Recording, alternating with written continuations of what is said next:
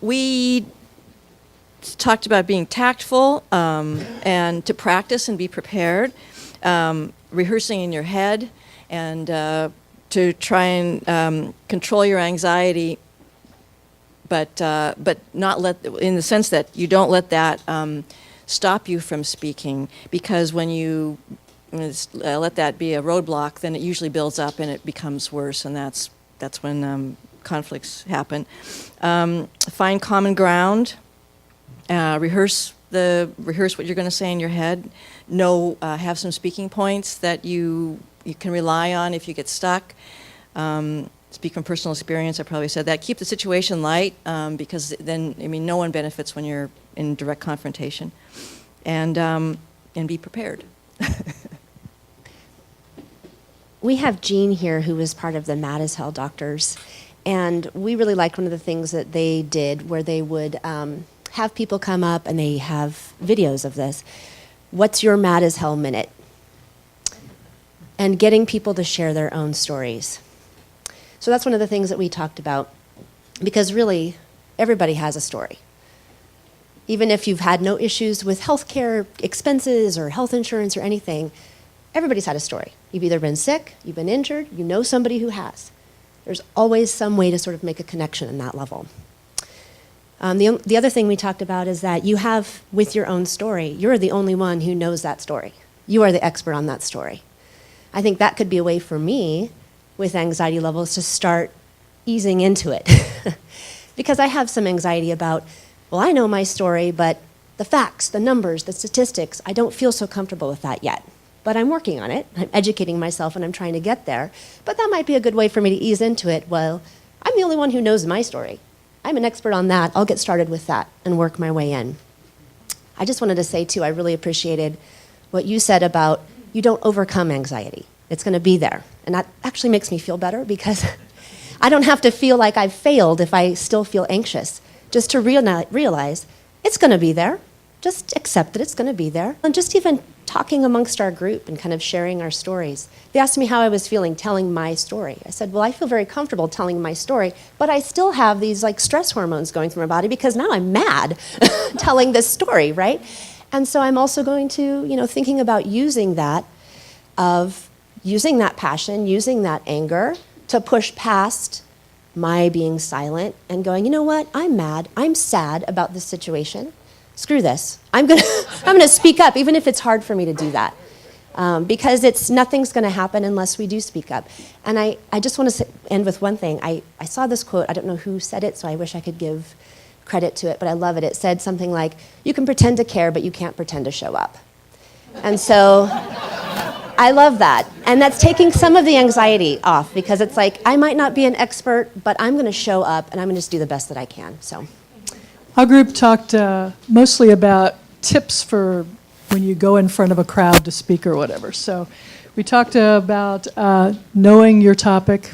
It makes you more confident when you go to speak if you know your topic ahead of time. Study, be prepared. It doesn't always have to be a formal speaking presentation. You can talk about healthcare with your clients.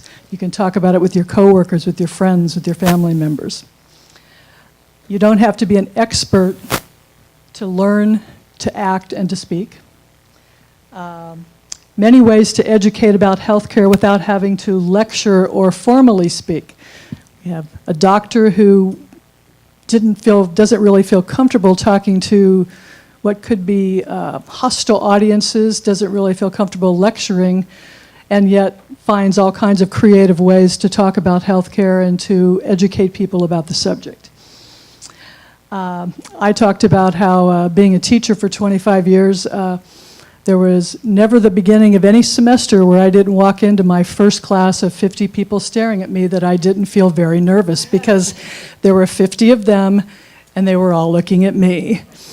And it's disconcerting no matter how many times you do it. And I always felt like the best thing to do was to tell maybe a little self-deprecating story, laugh at myself, get them to laugh at me, and they saw me as a human being, and it's a very helpful thing to do. Humor, stories, ask some questions, make them talk so it's not just all about you. And anyway, those were our little speaking tips. Mary Ann Clinton. I'm from Portland. We went around the table and first of all shared stories and narratives and kind of worked into the anxiety, sometimes sharing other sorts of anxiety-provoking activities that we were passionate about, whether it was rock climbing or making music or just all sorts of things that where we could compare that or be analogous to giving up and giving a public presentation. And then when it came down to that, that's the coming from the heart, the passion, and knowing that we have stories to share and stories to listen to. The heart part then meets the head part where, in the end, knowing your material, as has been said in the facts, and being able to work that up, it can be helpful in lessening anxiety, and then also knowing your audience and knowing who you're speaking to and who you're hearing from were two more head-level sorts of activities to help the heart beat and the heart settle down. Hi, Steve Daggett from Portland. And the 6 items we came up with: resist the urge to change an opposing point of view. And it came up as a question: is my goal really to try and change an opposing point of view? Next one, being comfortable with the subject matter, knowing your truth, being able to speak what you know. Speaking a few key points and trying to avoid getting into the weeds too deeply. Managing anxiety by being prepared for challenging questions, so having a few things in your back pocket to be able to respond. And I think that goes to the comment about people wanting to be truthful and not trying to spin an answer to something that we don't know. And this is an incredibly complicated topic, and of course we don't have all the answers. Knowing and assessing the audience to tailor your message, and so it could be trying to have some sort of a conversation or knowing ahead of time who it is you're speaking to.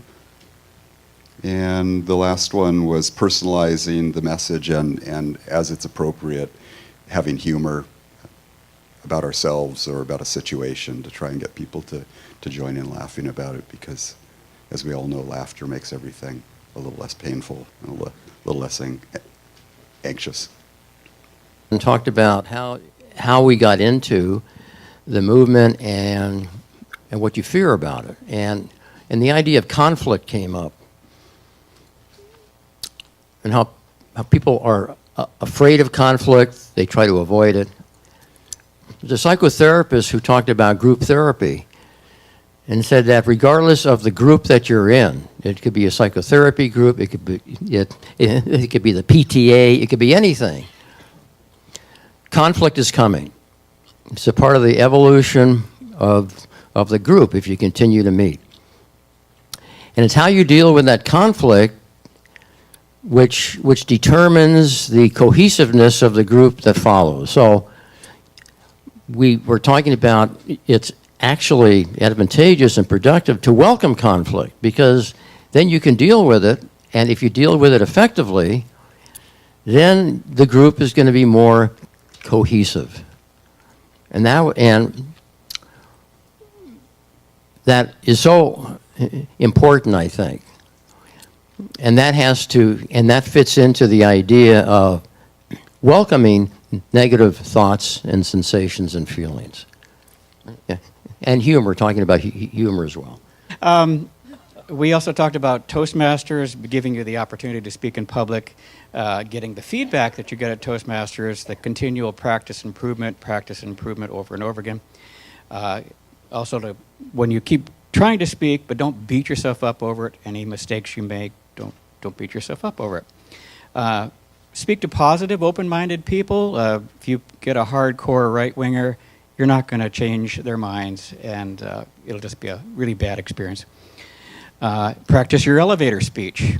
Have a nutshell presentation, and practice that. That's it. Just want to add one more thing, a mechanical thing about speaking. Notice there was one word or vocalization that was used by almost everybody here today. And that's You notice that? That people, I want to say that I'm really been active in this. Now, you can be brilliant and cogent and have great and be able to articulate ideas, but if you pepper yourself with ums, it's really a distraction. This table mentioned Toastmasters. I'm in Toastmasters, and Jim is in Toastmasters, and Barbara, right? And when you produce an the grammarian has a little clicker. Click.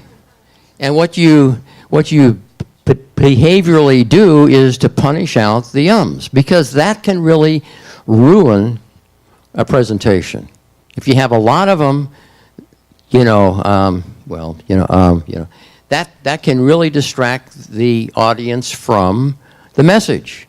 And so just be aware of that, and you're not going to eliminate that completely today. But just be aware of that and see what happens and watch them go away and join Toastmasters.